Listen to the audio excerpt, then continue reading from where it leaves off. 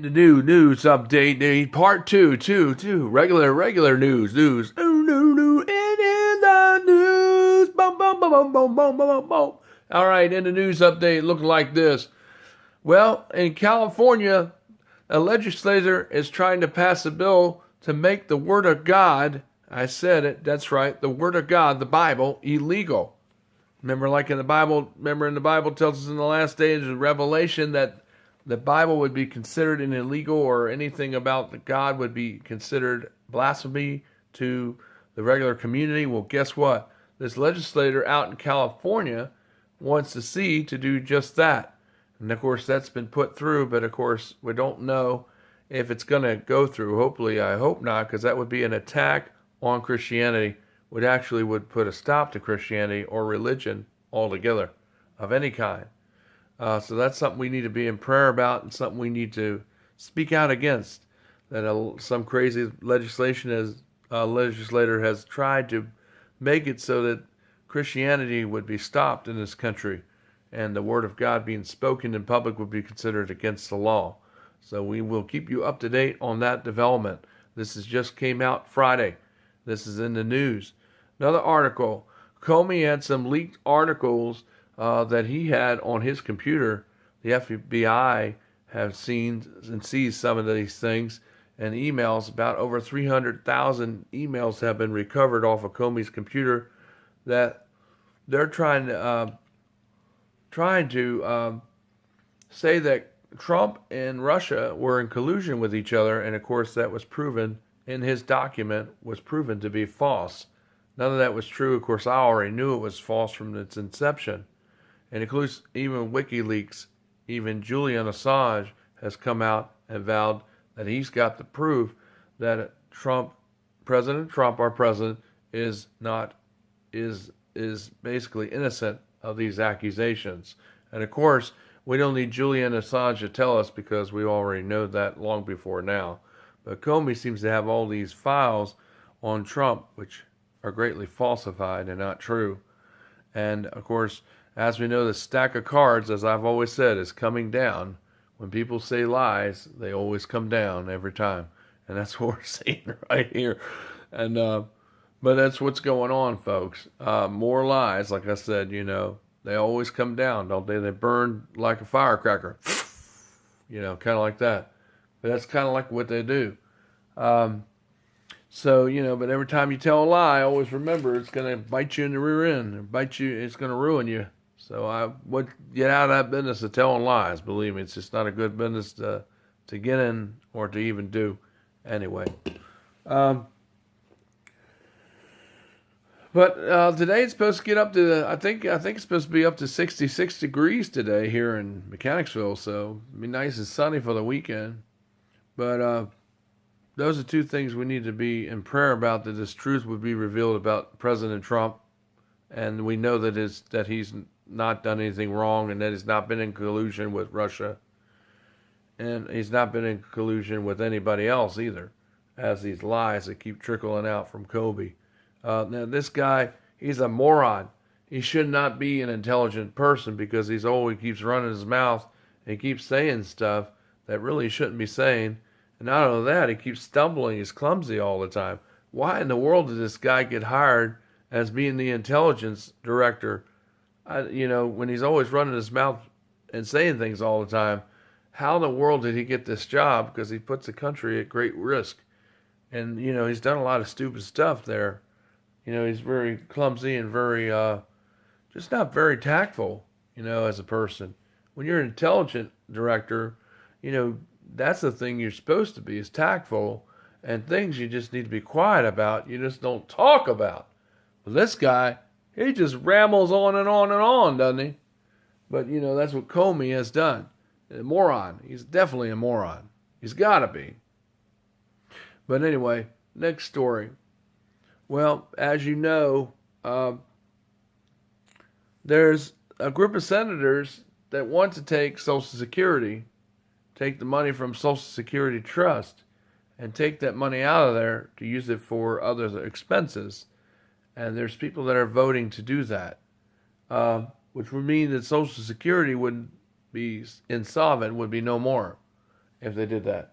You know, but we understand that Social Security is like a $2.9 trillion thing. It's like $29 trillion that's in its trust, I think, is how much they said is in there. And they want to try to subvert that money and use it for something else, which should be illegal and should be stopped, because that money is for our veterans and also for disabled people and for people that are poor, and that money should not be touched, because that's what it was established since 1955. That's been going on. Social Security has been alive and well, and that's what it's there for, to help people. But I want to finish off this segment about just questions. The questions I wonder, it's not how I feel. It's not what I think or believe, but I just want to leave you all with these questions to ponder over. Why in the world do our kids, in order to go to school today, have to get 65 shots? You know, why, when they're born, do they have to get 65 shots? We know that a lot of these shots give kids problems and illnesses and other things, so why do our children have to get so many immunizations? And why do they have to make it mandatory for all of us to have these immunizations, when yet there's no scientific proof that these immunizations that are shots really are helpful? I mean, they say there is, but who are they? I mean, where's the test? Where's the reports? Where's the papers? Where's the truth about this? There's no truth about it. A lot of times when you take a shot, you end up getting the illness that you're supposed to be prevented from getting. So how's a shot helpful? You know, it's like when I was a kid, I hardly ever knew any autistic or Down syndrome kids or Asperger kids. But now, it seems like there's a lot of kids around here that are autistic and Down syndrome, or more people that have Asperger's or Asperger syndrome today. You know, I never even knew these things existed when I was a child, because most of the kids I saw were healthy children. They didn't have or exhibit that. You know, but now I think it's like out of every 1,000 kids, it's at least 53 kids that have autistic syndromes. Out of every 1,500 kids, probably every 100 or 200 kids are Asperger's syndrome. You know, you can look at these symptoms, you can look at these statistics online. Every, out of the same 1,500 kids, out of them, maybe every 100 or so, every 100 and some kids out of 1,500 kids would have Down syndrome problems. So, I mean, what's causing this? Why? Do you ever wonder that? Could it be the shots? Yeah, I think it might be. You know, when the kids were born, they weren't that way. So then they developed that? How did they develop that? Was it the shots? Was it the shots? Probably so. Because most kids, when they're born, aren't born that way. They develop it because all these shots are getting. That's how some of them have gotten it. A lot of them have gotten it. But the doctors sit there and deny it. Oh, you know, they got immunity against all this stuff. They go and kill somebody. They don't get arrested. They got immunity. So it's like you go to the hospital. They can kill you. And they get away with it. That's the way our medical community is set up now. They can do whatever they want, basically, and get away with it. You know? But that's the question I wonder, is why can they get away with it when yet if I go out and kill somebody, I don't get away with it. Of course, I'm not going to kill nobody. But I'm just saying hypothetically here. Really, I'm not that kind of person. But if I went out and killed somebody, I'd be in jail. I'd be under that jail. But doctors do it every day and still have a job. Because they consider that science to kill people? I disagree. I consider it still murder. These are questions that many people have, not just I. So when I pose these questions, I'm posing it for the majority of us out here who think the same way I do.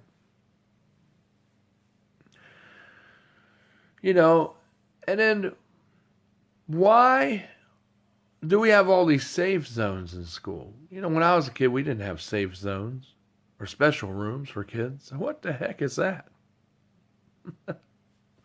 I mean, what are we, raising kids in prisons, or we're raising them to be in school? A lot of schools are set up like jails today. If you go to jail, if you ever go to school, a lot of schools are just like jails. The only thing is they don't have bars on the windows. But the way they're set up, they sort of are a lot like that. So it's sort of like getting your kids conditioned or preconditioned, or giving them the notion that, hey, if you do anything wrong, you're going to jail. So you better get used to it, because you're being preconditioned for it when you go to the public school system. Because if you mess up, you're going to go to jail. You ever wonder about that? Because the way they're all laid out, and the way they're structured and all, and the way they have everything laid out, it looks a lot like that. Now, of course, there ain't no bars and ain't no guards at the gates, but give them time. There will be. They are. When I was a kid, there was a time where there weren't metal detectors at the schools. You didn't have to worry about kids bringing in guns and stuff like that like you do now. But, we didn't have problems like that when I was a kid. But you got them now. You got them now. You got kids bringing not guns, just the guns to school. They're bringing drugs into school. I don't know how they're getting around all the security they supposedly have with the dogs and everything now. There's dogs, police dogs, walking the halls at schools now. Canines. Police dogs. Dog officers, if you will. Ruff, ruff. But they still have the same problems. I mean, have we really won the drug war? The answer is, if you think we won it, we haven't. Matter of fact, drugs are more worse now than they were ever in this country. We have more problems with drugs in this country than we've had in all wars combined. I mean, drugs are an epidemic. Barbiturates, are systemic. Heroin, drugs like heroin, PCP, even cocaine, even meth, crystal meth, all these things are in epidemic levels. Opiates, PCPs, all of them. They're nationwide, and our schools can get them. And they're in every school, not just around here, but all over. I mean, the sign says smoke-free, drug-free zone, right? When you go in the bathroom, why do you smell smoking cigarettes? And why in the bathroom are people selling drugs in the stalls? In most schools, that's what they're doing. The drugs are in there, someone's in the stall, they're not using the bathroom. They're selling them out of camera view. And they're giving kids drugs in the stalls. That's how they're able to sell this stuff. They're passing it underneath the stall from one stall to the other. That's how these kids get them in there. Okay? And then you wonder, how, it's a drug-free zone. They might as well just say drug zone and smoking zone, because they're still smoking and still doing drugs in school. It's not free at all. It's like a joke. Where's the freedom at? Yeah, it's free because it's all in there. It's just like most prisons around this country are run that way. There's drugs in there too. The police officers are working for the drug cartels, and they're bringing it in. Yeah. So, I mean, how is a prison free from drugs when the drugs are just about there in every prison in this nation? Now, the ones that are doing something about it, I give you a salute, because I think that's good, because there shouldn't be drugs in the jailhouse. There shouldn't be drugs in the penitentiary. There shouldn't be drugs in school. And the ones that are really trying to fight to do something about this, I think it's good. And they're really trying to clean their schools up of the drugs and the guns and the smoking in the bathrooms. I mean, when it says it's a smoke-free zone and a drug-free zone, it should really be that. That should not be a metaphor and just let everything go over the wayside in your restrooms. Because that's where all these drugs are being sold or where they're being pushed. And where your kids are getting possession of them. And where the teachers are getting them. It's from the students who are bringing them into school. Or even some of the teachers are bringing them in. So you got to look at it. Where is this problem lying? So the war on drugs is not won. The war on drugs is never over.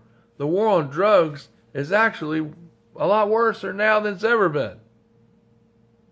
You got cartels going up and down the East Coast. You got cartels going all around from Mexico. You got them coming in from Russia and Europe and Africa. You got them everywhere. You got them coming from Canada. They're coming from all directions. This country is nothing but a patsy. You know what that means? A buffet. And so all the drugs are just coming in. So you think the war is over with? With all the crimes that you don't even hear about? That the police have to deal with and clean up? Yeah, it's a big problem. So these are questions I leave with you. You know, why is our country like this? It didn't get like this overnight. The country I grew up in was a country that loved people and a country that dealt with these problems, but they were a lot more better and active approach than they are today. Now today it's like, well, if somebody's, homosexual or lesbian, it's no big deal. Someone's a child predator, it's more and more you see it, the more and more they talk about it, they act like it's not a big deal, when yet all that stuff's a big deal. You got drugs flowing like a river in this country, and nothing's being really much done about it. You got child trafficking going on in this country, and nothing's being really much done about it. About all the 1% is about what police are catching. But it's still a lot more being trapped in that horrible, cruel life of sex and slavery. And it's going on worldwide, not just in this country. But it's like a river of that too. Children are more of a commodity than drugs. So that's what I'm trying to tell you. We got to crack down on this. We got a lot of work to do. And like I said, the war on drugs and child trafficking is not over. It's no more over than it was 20 years ago. It's actually a lot worse now, today, because it's gotten so lax. So you think it's over? We got a war on drugs. They lied to you. Just like they lied about everything else. It's Michael DeSilvas in the news update.